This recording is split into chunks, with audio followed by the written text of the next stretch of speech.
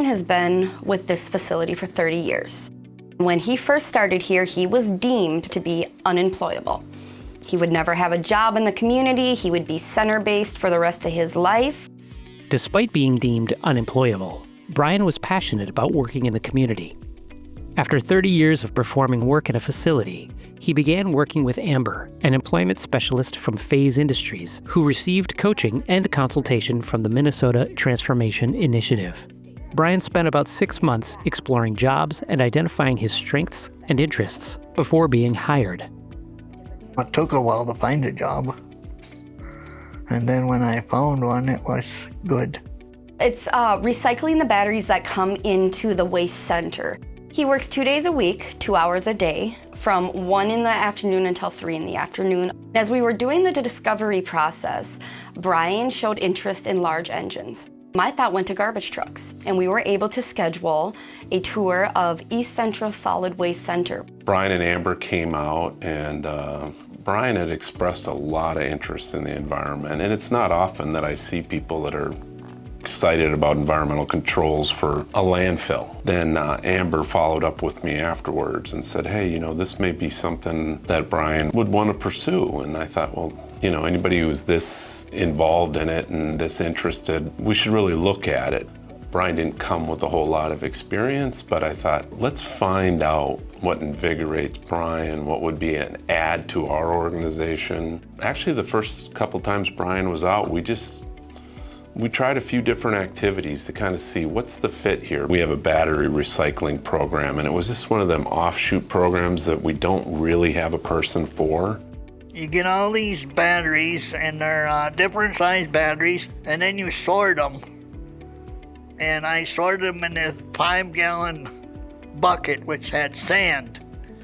And I threw them in this sand in the bucket. It has to be mutually beneficial for everyone. It took a little bit to find that, but very little bit, and so far it works out very well. I would not be surprised if he wouldn't end up taking on more tasks as we move forward. I've done all kinds of things. I've done batteries, I've done sorting, I've done stuff on the computer. When he got his first check, he was just ecstatic.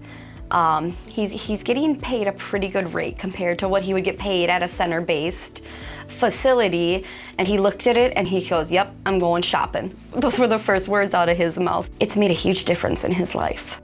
I used my check to buy wrestling tickets for me and my brother and cousin.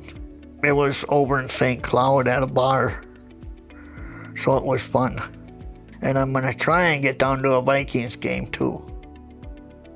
The relationships that he has made in the workplace is unbelievable. Him and his manager do lunches. They celebrate birthdays together. They're going to pro wrestling events that are coming up together. I was sick, Jan, and John was wondering how I was, and then he come way out of his way to come and see me and made sure I was all right.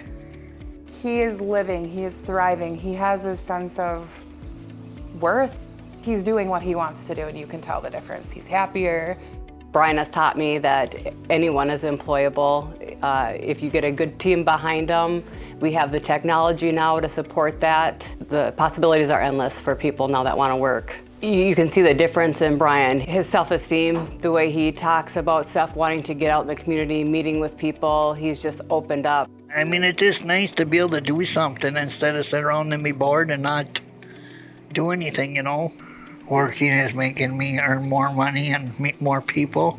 If I didn't have money, I wouldn't be able to do anything. I like my job a lot. Just because a piece of paper says somebody can't do something, don't follow that. There is a job for every single person, you just have to find the right one.